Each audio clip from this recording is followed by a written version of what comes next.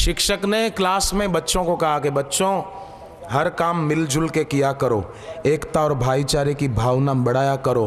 तो एक लड़का खड़ा हुआ, बोले साहब जब हम परीक्षा देने बैठते हैं तो आप हमको दूर दूर क्यों बिठाते हैं, वो भी मिलजुल के करने दो ना, हम सब एक मिलजुल के करें आपस में। तो सोचो वो विद्यार्थी महान कैसे बनेगा। नकल करने से कोई महान बन सकता है क्या?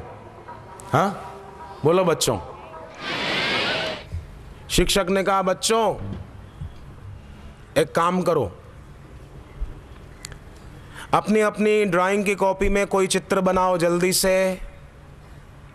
शिक्षक बोल के बैठे अपनी कुर्सी पर। एक लड़का खड़ा हुआ, साहब मैंने चित्र बना दिया।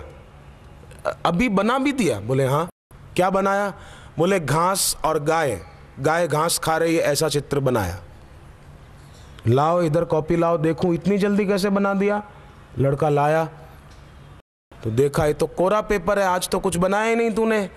बोले बनाया ना। क्या बनाया? गाय घास खा रही थी। तो कहाँ है घास? बोले घास तो गाय खा गई। तो गाय तो होनी चाहिए। बोले गाय ने घास खाया तो यहाँ क्या करेगी, गौशाला चली गई।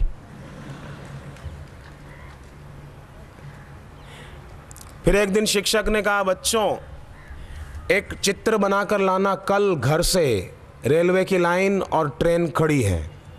सब बच्चे बनाकर लाए, पर वो बच्चा फिर शिक्षक ने उसकी कॉपी देखी तो बोला कि क्यों?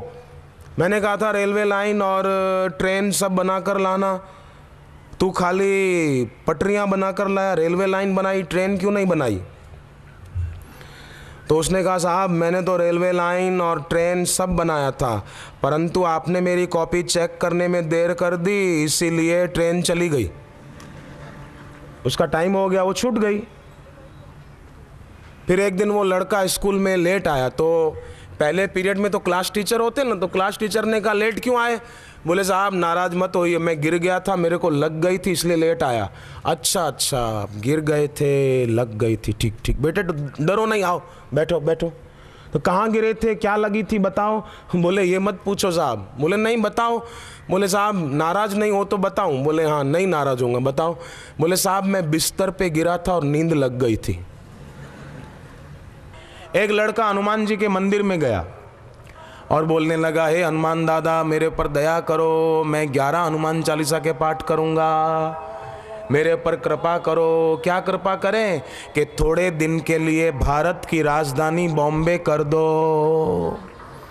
तो पंडित ने पूछा क्यों बेटे, हनुमान जी को ऐसी प्रार्थना क्यों कर रहे हो कि भारत की राजधानी बॉम्बे कर दो, क्यों? बोले आज मैं गलती से पेपर में लिख कर आया हूँ भारत की राजधानी बॉम्बे, पर बड़े भैया ने बताया भारत की राजधानी तो दिल्ली है, इसलिए मैं हनुमान जी को प्रार्थना कर रहा हूँ कि प्रभु जब तक मेरा रिजल्ट नहीं आता तब तक भारत की राजधानी बॉम्बे कर दो, मेरा रिजल्ट आ जाए फिर भले घुमा देना। तो कैसी बात है ये हंसी की।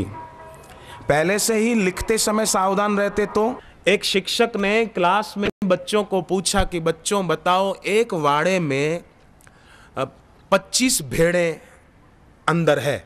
भेड़ होती है जिसकी ऊन निकलती है, भेड़ समझते हैं ना? 25 भेड़ें बंद है, 25 में से 6 कूद कर बाहर भाग गई, तो बताओ बच्चों अंदर कितनी रही? 19। सब बच्चों ने ऐसा ही कहा 19 19, 25 में से 6 गई तो 19। पर एक विद्यार्थी खड़ा हुआ, उसने कहा साहब 25 में से 6 भाग गई कूद कर तो एक भी नहीं बची। तो शिक्षक बोला क्यों 19 बची ना? बोले नहीं साहब, आप उनकी गिनती पर ध्यान दे रहे हैं पर आप उनके स्वभाव पर ध्यान नहीं दे रहे हैं।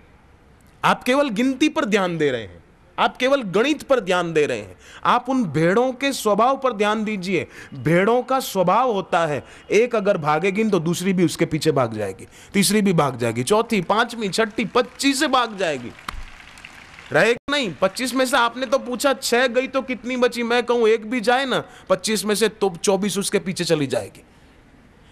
गिनती पर ध्यान नहीं दो, उनके स्वभाव